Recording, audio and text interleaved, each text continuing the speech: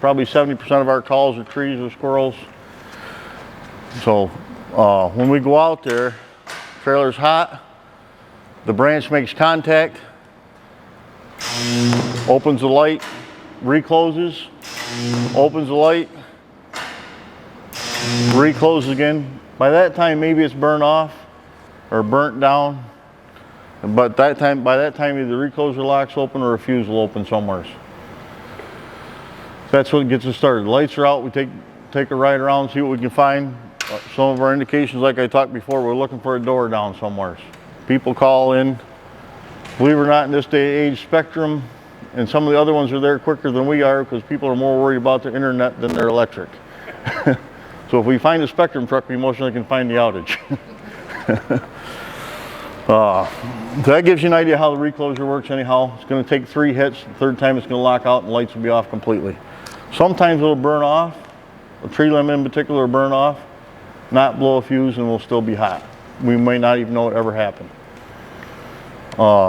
You guys go out to a tree leaning on the wire that's smoking, it's probably not opening a recloser. It's just looking for extra load.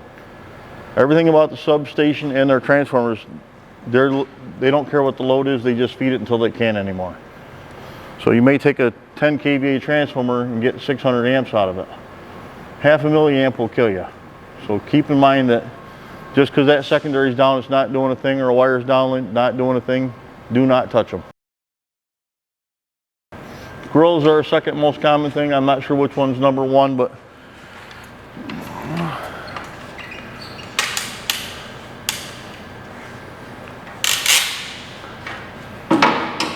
Jeremy's looking for a spot for the fuse.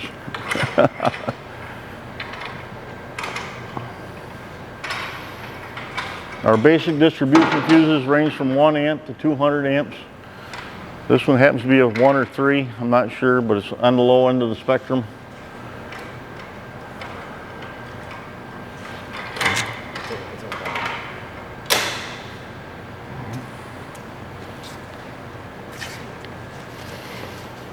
Sunday morning, nothing going on, trailer's hot, squirrel gets wandering around up on the pole. We had one in here earlier dancing around the beams. Oh, missed.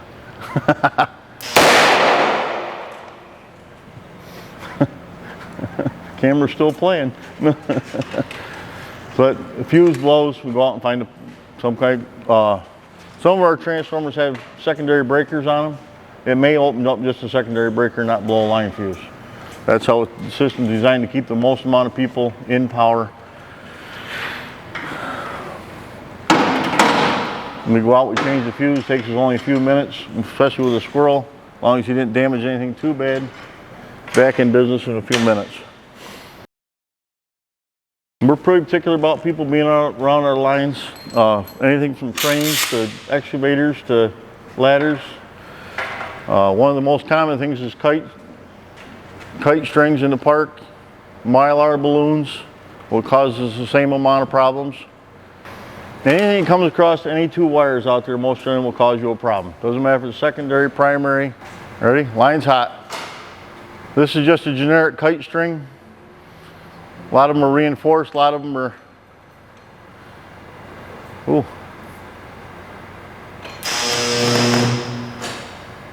Lights went out. Try it again. A lot of times that string won't burn up, but if it's a phone or cable, it'll want to burn up. One more time.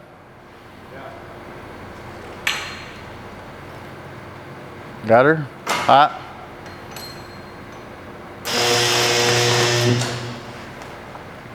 That's good string. Most generally that zips right in 2. You guys are out on fire calls in particular, car pole accident in particular, wires are down.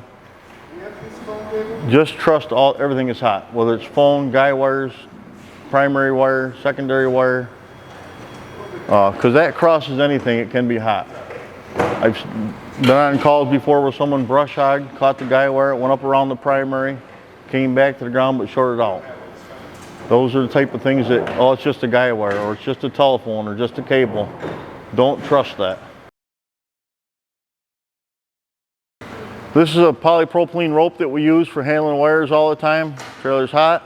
Lights off because it's not making the circuit. The cutout door is open. That's a nice, clean, dry piece of rope. Not making any contact. Off. So you see us, we tie stuff up, we tie poles up, we tie wires up. As long as that rope is clean and dry, it's a pretty safe thing to handle with our gloves and sleeves. Now we get a wet rope, hot, lights the light, piece of cake. All right, what's your fire hose made out of? All right, what's your fire hose made out of? Jacket. Canvas and rubber, right? Conductor or non-conductor?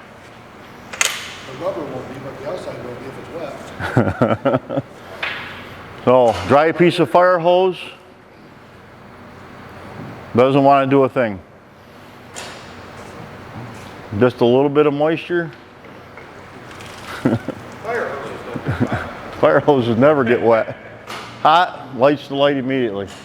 Even with that rubber jacket inside it, it is not protective. The outside jacket will conduct. I'd like to talk a little bit about car pole accidents again. You guys are sitting there waiting for us for an hour, hour and a half. You guys want to sit on the guardrail? Bad plan. The wire could be down a half a mile away from you. If it's coming down the guardrail, fences are bad, swimming pools are bad. This is rubber gloves we have, tested 20,000 volts, working for 15,000 volts. They go along with our sleeves. Go ahead and make yourself hot, Alex.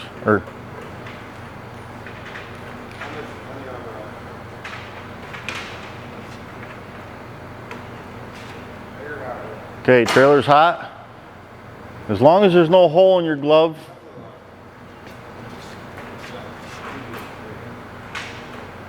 it should be making good enough conduct.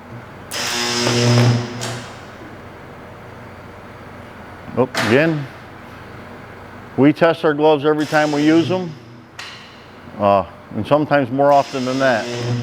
But that right there will kill somebody. You'll see us, it seems like when we get there, we're setting up for a few minutes, we're putting our wheel chocks out, we're doing some things, we're testing our gloves. You guys are sitting there going, turn the power off. Certain safety things we go through every time, whether it's a fire or automobile accident or whatever. So just be aware, we're not just sitting in the truck we're getting set up doing what we're supposed to keep ourselves safe. All right, here's your generic fire boot. Trailer's hot. Walking around, no hole. See the sparks? See a little arc, little on the bottom, until it finds the hole in the boot. That's sparks, is it just going through the ground? Then when you get on something solid like that wire or a fence.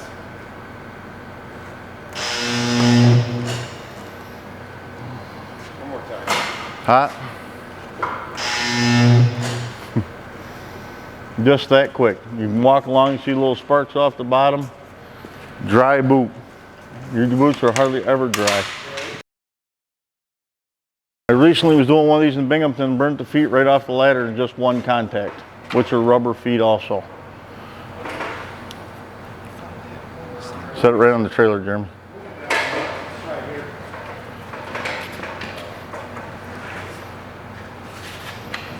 We try not to get too much water around. That's one more form of protection, is a rubber blanket to isolate us from the ground. The main part of this business is isolate and insulate. So we're either isolating or insulating ourselves from the problem.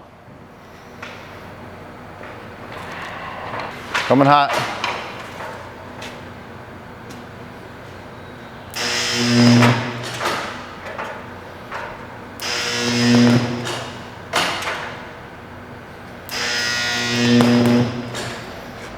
See how it followed the ladder up the rail? Most generally it's going to try to get to ground. So most generally going down the ladder. Fire and arcs almost always go up, but not always. They're always looking for a path to ground, but the fire part most generally goes up. All right, we talked about the primary coming over here making 12240, general electrician's voltage. Any contact between any two wires not a good plan. Jeremy's gonna put on a face shield, and we're gonna cut that. Sometimes we use a screwdriver in the meter box, which is the most common thing. The electrician's in there tightening up something, gets the screwdriver against the side of the box and melts things down. Sometimes we'll blow a fuse, but like we talked in the beginning, that transformer doesn't care.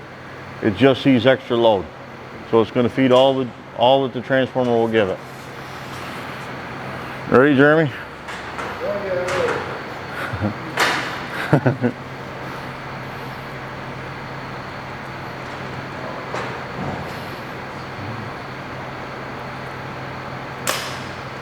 Couple little sparks. This is the most common thing. That's what we use to grab stuff, move stuff around with. This is insulated for 100,000 volts per foot.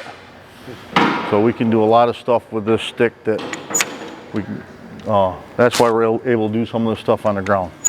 Most of it would be out of an insulated bucket, but we still use these same sticks out of the bucket. A lot of different styles, all the preference thing. Some like yellow, some like orange. Depends on what you grew up with, what you were trained on.